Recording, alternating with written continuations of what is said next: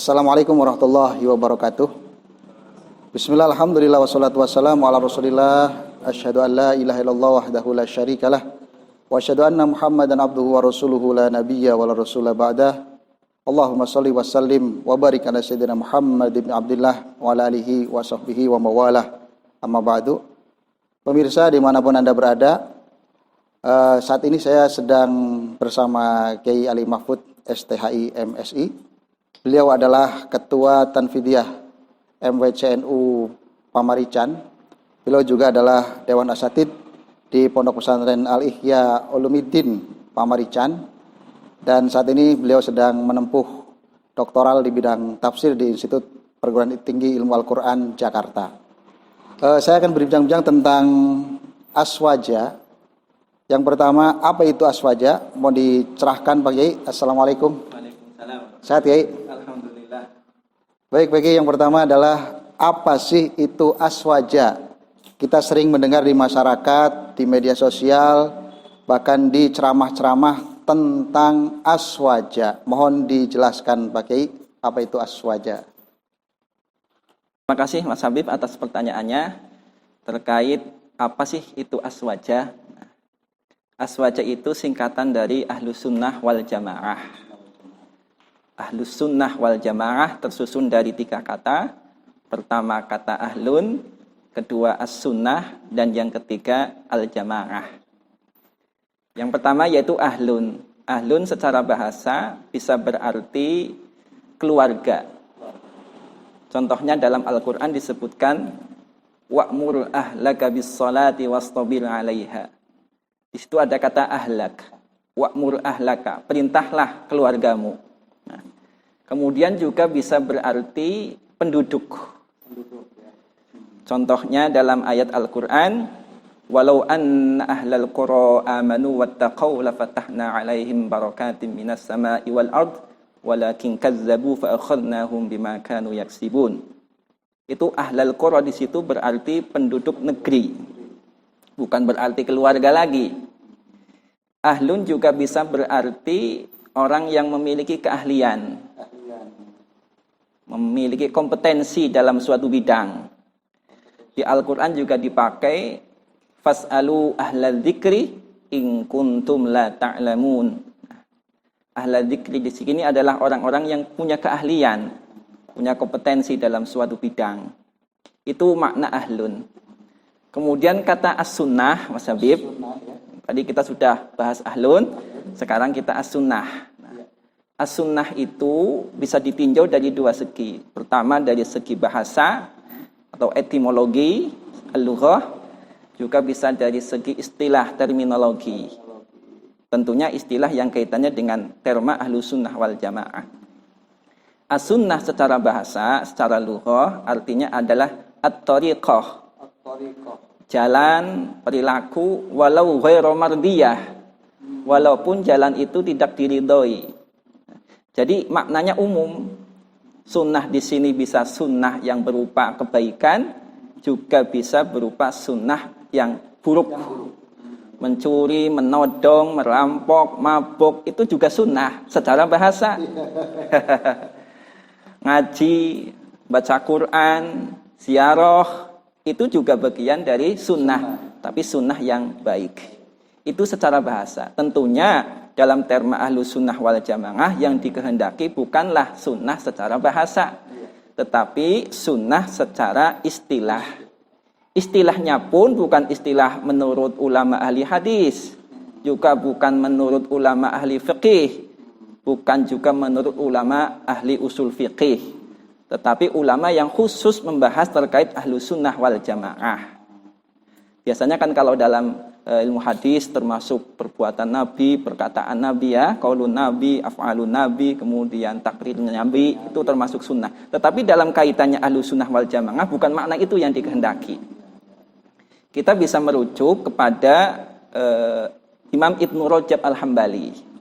Ibnu Rajab Al-Hambali beliau berkata, wa muradul a'immah, maksud dari para imam bisunnah dengan istilah sunnah, yaitu thariqatun Nabi sallallahu alaihi wasallam, jalan yang ditempuh oleh Nabi Agung Muhammad sallallahu alaihi wasallam allati kana 'alaiha wa ashabuhu as-salimah minasyubuhat wasyahawat. Jadi thariqah as-sunnah di sini adalah jalan yang ditempuh oleh Kanjeng Nabi Agung Muhammad sallallahu alaihi wasallam beserta sahabatnya yang selamat dari syubhat, keserupaan, juga selamat dari syahwat. Itu makna sunnah secara istilah dalam kaitannya ahlu sunnah wal jamaah. Jadi bukan lagi makna sunnah menurut ahli hadis, juga bukan pula sunnah yang artinya menjalankannya dapat pahala, menjauhinya tidak apa-apa. Nah, itu bukan seperti itu yang dimaksudkan. Tapi yang di sini adalah thariqahnya Nabi plus thariqahnya sahabat, itulah yang dinamakan dengan sunnah. Hal ini juga ada disebutkan dalam kitab Risalah Ahli Sunnah wal Jamaah karya Hadratus Syekh Kiai Haji Muhammad Hashim Asy'ari. Nah, jadi jangan lupa ada Muhammadnya. Kiai Haji Muhammad Hashim Asy'ari ini namanya sering kelupaan ini kayak nama Muhammad. Hadratus Syekh Kiai Haji Muhammad Hashim Asy'ari. Nah, beliau dalam Risalah Ahli Sunnah wal Jamaah mengutip pendapat dari Al-Imam Abul Baqa Ayyub terkait makna dari as-sunnah itu. Dalam kitab tersebut disebutkan makna as-sunnah adalah ismun, nama, lit-tariqah, untuk jalan atau perilaku, al-mardiyah, nah, yang diridhoi. Tadi kan sunnah maknanya secara bahasa ada yang diridhoi, ada yang tidak diridhoi. Tapi dalam ahlu sunnah wal jamaah, sunnah di sini adalah yang diridhoi. Ismun lit-tariqah al-mardiyah, al-maslukah, yang ditempuh dalam hal apa? Fiddin, dalam urusan agama. Siapa sih yang menempuh? Salakaha Rasulullah sallallahu alaihi wasallam, yang ditempuh oleh Rasul sallallahu alaihi wasallam, au ghairuhu, atau selain Nabi. Siapa sih selain Nabi itu? Mimman huwa alamun fiddin, orang-orang yang menjadi teladan dalam hal agama, kas sahabati, seperti sahabat. Liqaulihi sallallahu alaihi wasallam, alaikum bisunnati wa sunnatil khulafa'ir rasyidin min ba'di. Nah, ikutilah sunnahku dan sunnahnya khulafa'ur rasyidin sesudahku. Jadi sunnah di sini ya sunnahnya Nabi, ya sunnahnya sahabat dalam kaitannya ahlu sunnah wal jamaah. Itu Pak Habib, dua makna. Sekarang tinggal makna yang ketiga. Apa tadi? Yang ketiga ada ahlun, as-sunnah, dan jamaah. Nah, sekarang arti jamaah. Jamaah itu artinya kelompok orang. Sekelompok orang, nggak sendiri-sendiri. Sekelompok orang yang mempunyai kekompakan, punya kolektivitas, kebersamaan. Itu namanya jamaah. Lawannya adalah furqah. Nah, suami istri cerai, furqah. Nah, itu karena bercerai, tidak mau bersama-sama, tidak mau kolektif lagi, sudah sendiri-sendiri aja. Itu lawan dari jamaah. Nah, terkait makna jamaah dalam ahlu sunnah wal jamaah, ulama juga berbeda pendapat lagi, Pak Habib. Berbeda pendapat juga. Iya. Tentunya perbedaannya di sini bukan perbedaan yang bertentangan. Nah, perlu saya jelaskan bahwasanya perbedaan itu ikhtilaf bahasanya. Ikhtilaf itu ada dua. Pertama, ikhtilaf tanawwu'. Tanawwu', jadi perbedaan yang variatif. Perbedaan variatif itu tidak saling menafikan satu dengan yang lainnya. Saling melengkapi. Iya. Saling melengkapi, bukan malah saling bertabrakan, bertentangan. Itu namanya ikhtilaf tanawwu'. Lah, makna jamaah yang banyak ini sampai 5 Pak Kiai. Ada 5 perbedaan makna jamaah, itu ikhtilafnya adalah ikhtilaf tanawwu'. Bukan ikhtilaf tadod. Yang kedua ikhtilaf tadod. Ikhtilaf tadod itu yang satu sama lain saling menafikan. Nah, begitu pula dalam hal jamaah. Ada ikhtilaf tanawwu', perbedaan para ulama memaknai jamaah itu apa. Nah, kita bisa merujuk kepada Imam Asy-Syatibi, punya kitab Al-I'tisam. Nah, beliau membagi perbedaan makna jamaah menjadi 5. Nah, pertama yaitu makna jamaah adalah as-sawadul a'dham. As-sawadul a'dham, yaitu mayoritas kaum muslimin. As-sawadul a'dham. Juga bisa berarti yang kedua itu ulama-ulama yang punya kapabilitas, kemampuan berijtihad. Itu masuk ke jamaah. Kemudian yang ketiga juga bisa berarti sahabat. Sahabat juga bisa ya. Kemudian juga bisa berarti ijma' kaum muslimin. Ijma'nya. Ya, juga bisa berarti jamaah kaum muslimin terkait suatu hal kaitannya dengan kepemimpinan yang kemudian dibaiat oleh kaum muslimin. Itu makna-makna jamaah. Ada 5, tetapi semuanya adalah saling melengkapi, yang orientasinya adalah ikhtilaf tanawwu, perbedaan yang varian. Kayak Mas Habib sama istri kan punya ikhtilaf tanawwu, bukan ikhtilaf tadad. Ikhtilafnya ya ikhtilaf tanawwu, perbedaan yang varian. Saling melengkapi, saling mendukung. Nah, jika nggak ada perbedaan nggak indah. Itulah ikhtilaf tanawwu. Iya. Berbeda kalau ikhtilafnya tadad, itu luar biasa. Dapat merenggangkan keluarga. Nah, itu gambaran-gambaran mudahnya seperti itu. Itu perkata ahlun, as-sunnah, kemudian jamaah. Lalu setelah kita tahu maknanya satu persatu, nah, ahlus sunnah wal jamaah maknanya apa?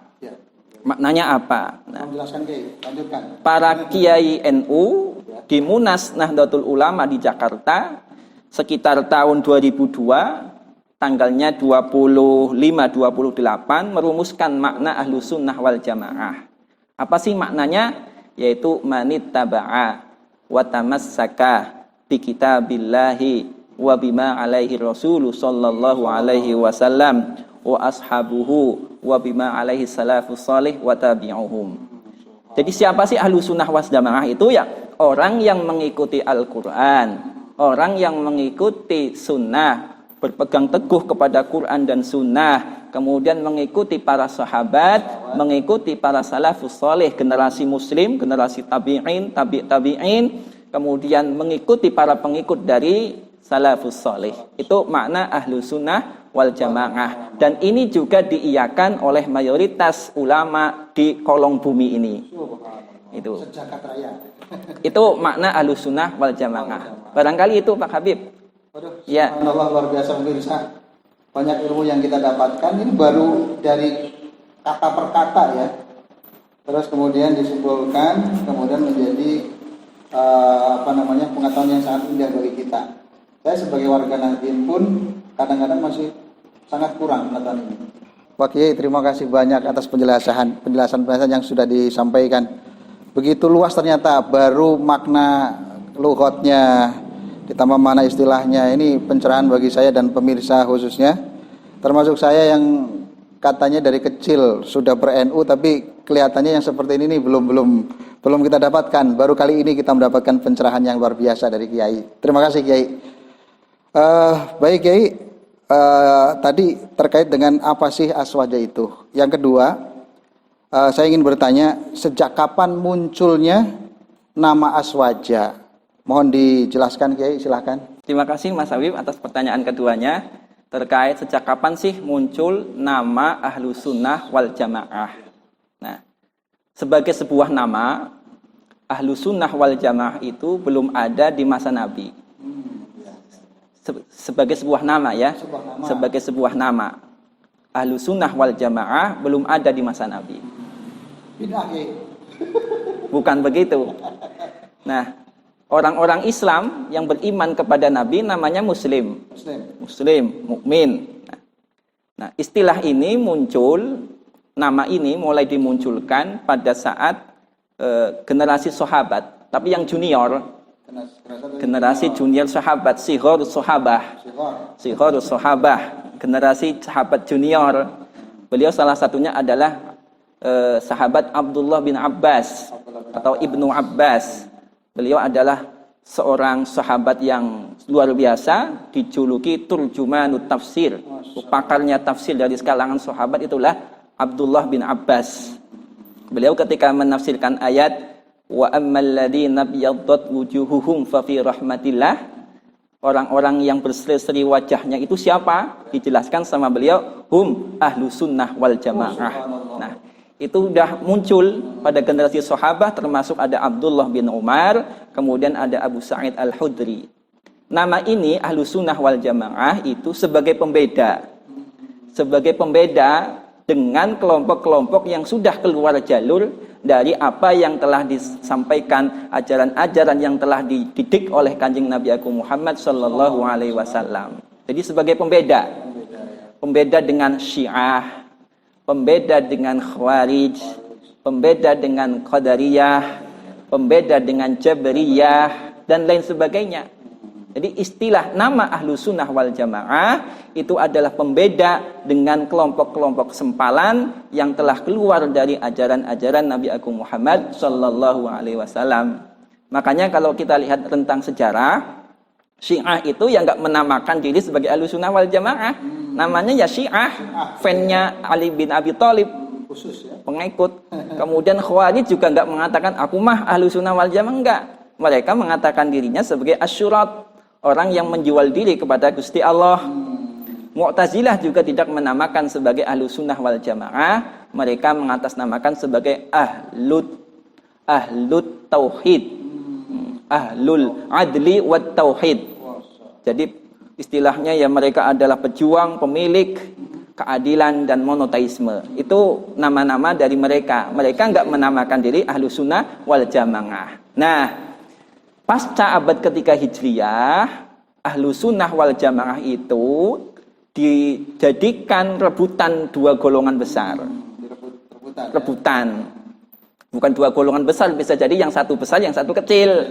Nah, pertama yaitu mayoritas, golongan mayoritas. Mayoritas yang mengikuti Al-Imam Abul Hasan Al-Asy'ari dan Abu Mansur Al-Maturidi. Jumlahnya paling banyak, mayoritas. Paling banyak. Termasuk bintang-bintang ulamanya pun pengikut mereka. Termasuk ada Ibnu Hajar, kemudian ada imam-imam besar lainnya adalah pengikut Abul Hasan Al-Asy'ari dan Abu Mansur Al-Maturidi. Kemudian yang kedua golongan minoritas.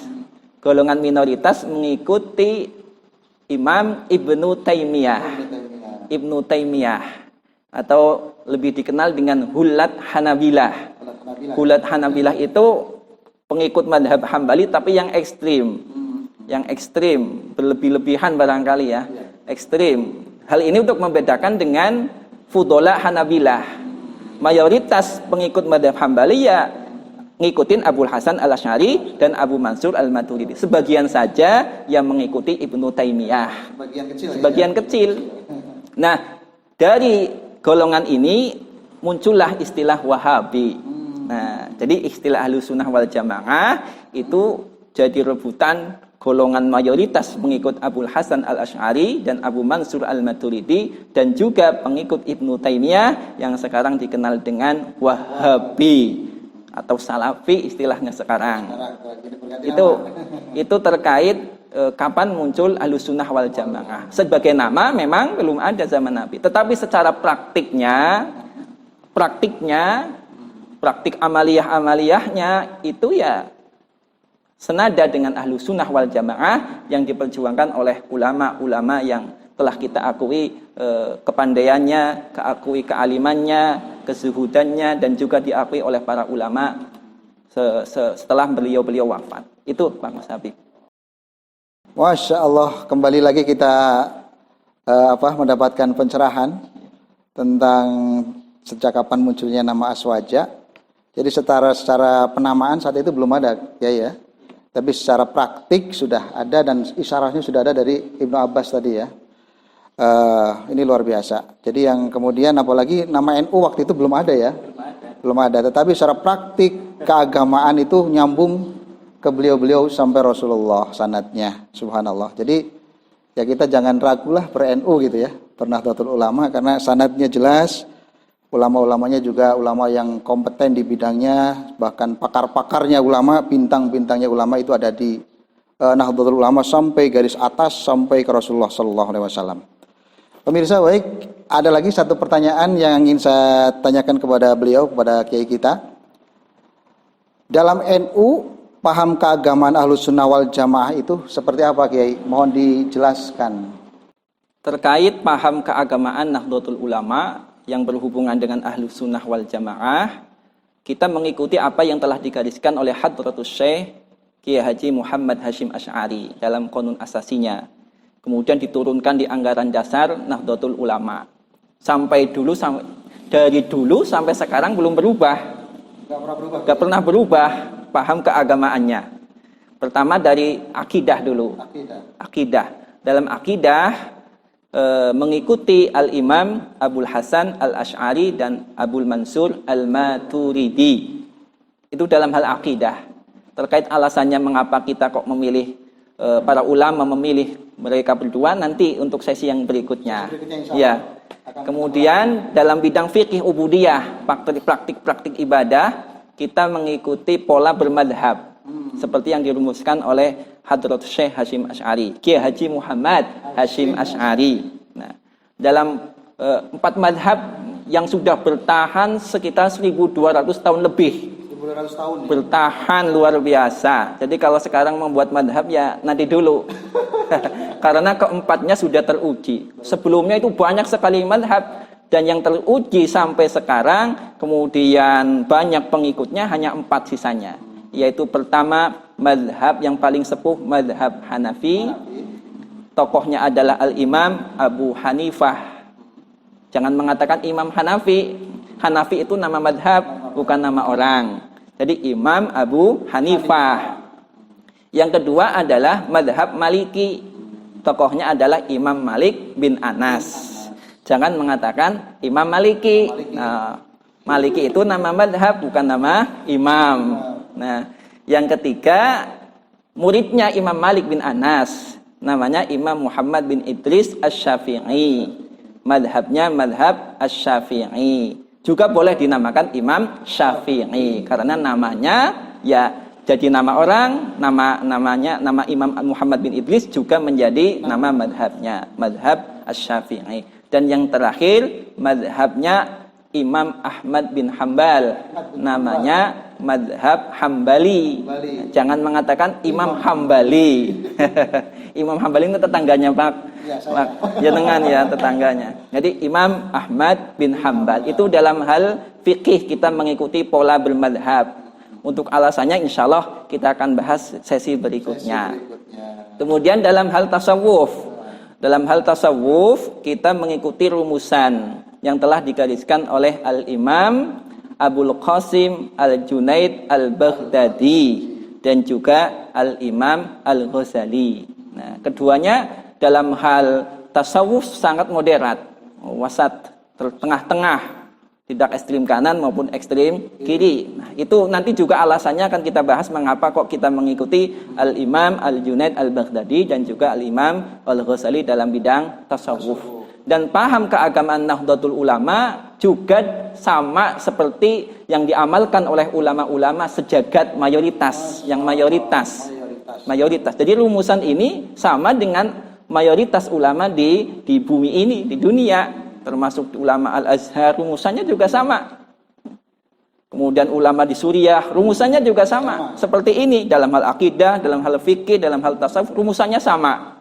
Nah, tentunya karena ini rumusannya sama, diikuti oleh mayoritas ulama, kita yakin bahwasanya prinsip-prinsip paham keagamaan yang ada di Nahdlatul Ulama tidak bertentangan dengan prinsip ajaran Nabi Agung Muhammad Sallallahu Alaihi Wasallam. Itu terkait paham keagamaan di Nahdlatul Ulama. Untuk selanjutnya kita akan bahas terkait alasan mengapa ulama-ulama dalam akidah memilih beliau Abul Hasan Al-Asy'ari, Abu Mansur Al-Maturidi, dalam fikih, kemudian dalam hal tasawuf kita memilih ulama-ulama yang telah disebutkan tadi. Tentunya ada pembahasan yang selanjutnya. Itu Mas Habib. Terima kasih, subhanallah. Ini banyak lagi ilmu yang kita dapatkan dari beliau ini. Banyak kemudian bisa kita ambil hikmah dan kesimpulan bahwa kita mengikuti Ahlus Sunnah wal Jamaah Nahdiyah, atau dalam bahasa mudahnya kita ikut NU, itu sudah di jalur yang sangat benar ya Ki ya. Jalur yang benar, jalur yang mutasil sanadnya sampai ke atas, dan ulama-ulamanya luar biasa. Artinya janganlah kita merasa bahwa kalau ber-NU minder, kalau ber-NU itu kita tidak pede, kemudian merasa rendah diri, apalagi ada kelompok-kelompok tertentu yang kemudian membid'ahkan, menyesatkan amaliyah NU, sejatinya mereka sebenarnya tidak mengerti. Dan kita yang disesatkan, yang dibid'ahkan itu karena tidak punya ilmunya, sehingga kita, oh iya jangan-jangan amaliyah kita salah ya. Sehingga kita berhenti yasinan, berhenti tahlilan, berhenti sholawatan dan lain sebagainya. Itu memang kita harus sering banyak-banyak menimba ilmu, khususnya dari para narasumber yang akurat, yang terpercaya dari kiai-kiai kita, termasuk beliau ini. Tidak pernah henti, mari tidak pernah bosan kita selalu thalabul ilmi. Dan alhamdulillah season pertama ini untuk kajian aswaja bisa kita simak bersama, mudah-mudahan bisa istiqomah berkelanjutan dan bisa maslahat manfaat untuk kita semua. Terima kasih. Wassalamualaikum warahmatullahi wabarakatuh.